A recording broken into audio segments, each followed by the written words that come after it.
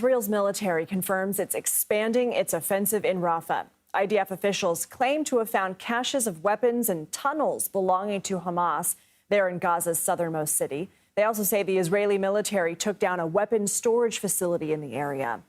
Let's bring in Hugo Bachega from our partners at the BBC. He's following this for us from Jerusalem. So what more are we learning about these expanded operations?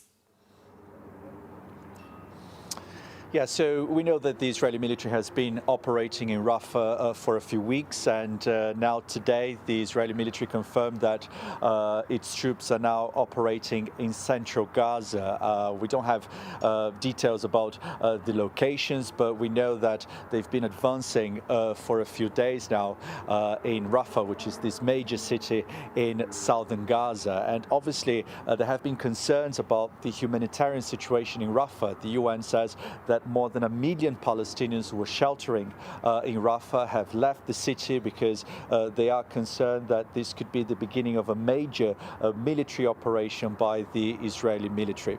And the Israeli authorities say it is vital to enter Rafah because this is where they say 4 Hamas battalions are still operating, and they say it is vital to enter the city to dismantle these battalions that are still active in Rafah. And obviously the Israeli authorities are under a lot of international pressure, and President Biden has warned Israel against the idea of carrying out a major military operation against Hamas in Gaza. And earlier today we heard from Antony Blinken, the US Secretary of State, who said that the humanitarian situation in Gaza remains dire, that aid distribution remains insufficient. So we're still hearing these concerns by human rights organizations, by aid organizations operating in Gaza, that because of this offensive in Rafah, it's become simply too risky for teams to collect the aid that is entering Rafah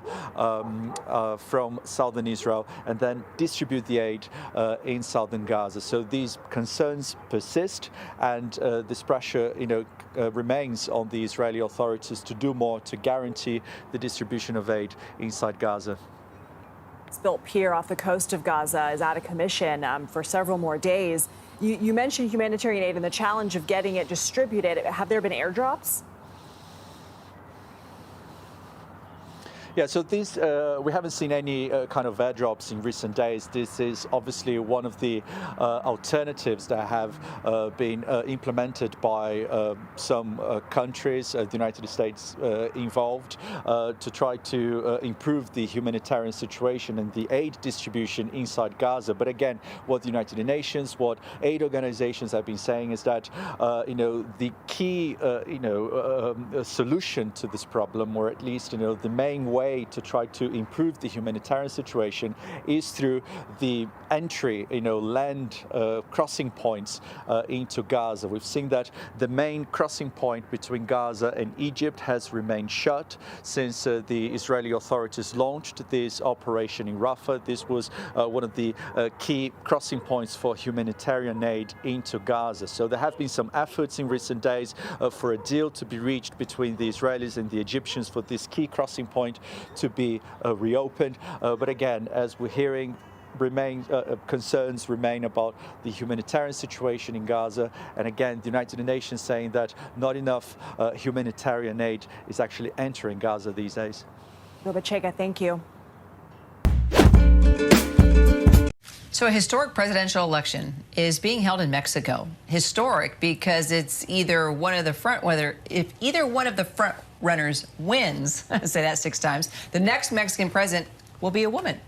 In an election that has been seriously marred by violence and drought, could Claudia Sheinbaum, a Jewish former environmental engineer and former mayor of Mexico City, be the next person to lead this country? Or will it be Xochitl Galvez, the opposition presidential candidate, a former tech entrepreneur and senator? Our Matt Rivers is in Mexico City. Matt, this has been fascinating to watch. How did Mexico get to this historical race between 2 women? One of them Jewish, the other from indigenous roots.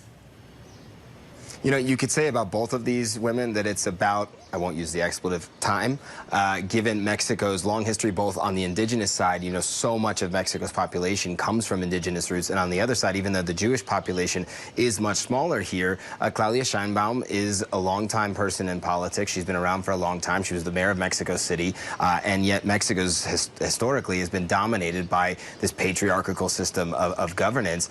That will no longer be the case. One of those two women, even though there is a third-party candidate running, will be president, and in all likelihood, it will be Claudia Sheinbaum. She used to be the mayor of Mexico City. She's a background of environmental engineer. She's more or less the hand-picked successor to the current president, Andrés Manuel López Obrador. And on the other hand, you have Xochitl Gálvez, who was quite poor growing up. She even sold snacks on the street. She worked her way up to become an entrepreneur and then a senator, and now she's leading this coalition of center-right parties that really used to be the dominant force in Mexican politics, and now the only thing this coalition agrees on is defeating Claudia Sheinbaum. Matt, a little while ago, you sent an internal note around to all of us at ABC outlining and describing in grim detail the violence that has surrounded these elections. Talk about that, what authorities can do, can't do to preserve some kind of stability on Election Day so that people can go vote. Yeah, this has been, so far, the most violent election cycle in Mexican in modern history. And that's saying something, given the grip that organized crime has on this country. And yet the numbers that we're seeing going back to the beginning of the election cycle last year up until today are pretty staggering. More than 700 people have been targeted, whether it's through threats, whether it's through assault, or whether it's through murders. 231 people have been killed during election violence, including 34 candidates. So it is a staggeringly violent election season here in Mexico, the kind of thing that, frankly, you don't see often in the democratic world. And the reason behind it is organized crime, by and large. They are looking to exert influence principally on the municipal level. And if candidates stand in their way, or if they feel that killing a candidate or Were you surprised by the verdict? No. The facts are the facts. And at the end of the day, the facts are what prevailed here. The prosecution's star witness, Michael Cohen, taking a victory lap last night. Former President Trump, his New York conviction is not the end of his legal battles. As you know, he still faces sentencing and appeals, as well as a looming Supreme Court decision on immunity. And then there's those 3 other criminal cases. Let's bring in UC Berkeley law professor John Yoo. And I haven't heard your take yet overall on your feelings about the verdict. It may be that the facts, as the prosecution believed them, were true, but it doesn't matter what the facts were because there's serious legal errors here. Remember how complicated the case is. You've got a misdemeanor about bookkeeping that somehow transformed into a felony because it was used to cover up or enable some kind of other violation that the prosecution didn't really prove and didn't even tell Trump until the jury instructions. I think that alone is grounds for reversal. But I think the worst thing is the damage that this is going to do to our political and constitutional system, because the more frivolous, the weaker the kind of case that you can bring against a president now, the more that this invites further prosecutions of presidents. And presidents are now going to have to worry about their legal liabilities and getting prosecuted by people years later when they're in the middle of making some of the most difficult decisions on behalf of the country. Wait a second. So let's just say President Obama hasn't been president, President Bush hasn't been president for a long time. A local prosecutor could reach back and charge them with something now? Oh, yes. And I think it's even worse than that. I think it's almost that now that this precedent has been set, Republican DAs are going to have to go after Democratic presidents in order to try to repair this violation of norms, because otherwise this has succeeded, right? You've got a partisan elected DA in a city in Manhattan, inalterably opposed to Donald Trump. The guy campaigned on prosecuting Trump, and he's now succeeded in trying to harm President Trump and running for office.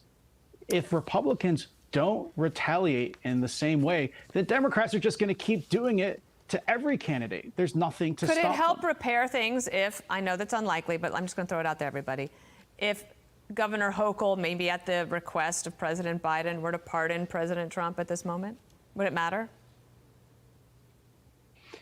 I think the best thing to happen were actually for a Court of Appeals to immediately intervene and say, right? The law And was what do you mean wrong by here. immediate? Judge How soon Merchan could that got it wrong. happen? Well, I think that Todd Blanche and his attorneys and his fellow attorneys could, on behalf of President Trump, seek some kind of emergency review from the Court of Appeals, ask for expedited review. They could get this issue all the way to the Supreme Court, because at the bottom of it, what the DA did here is try to enforce federal election law, right? He claimed that Trump somehow made an illegal campaign contribution to himself and didn't report it. State DAs, city DAs are not allowed to prosecute federal law. Right. The Supreme Court has made this clear several times. So actually, Trump could get this up to the U.S. Supreme Court and ultimately win. Okay, well, we'll see about that. John Yoo, thank you for joining us and for all of your commentary and analysis during that trial. We appreciate it. Thanks, Dana. I'm Steve Doocy. I'm Brian Kilmeade. And I'm Ainsley Earhart. And click here to subscribe to the Fox News YouTube page to catch our hottest interviews and most compelling analysis. Marco, like these other people, all because they want to cozy up to Donald Trump and maybe be his vice president. That's it. They degrade themselves and they slander America. Rubio said in the E. Jean Carroll case, a jury of Trump's peers were, quote, a joke because he didn't like the outcome. And now he's comparing America to Castro's Cuba. Americans know that Marco Rubio's lying. Americans know that we are a nation of laws. Americans know that these jurors and jurors do a noble job. And so you have these people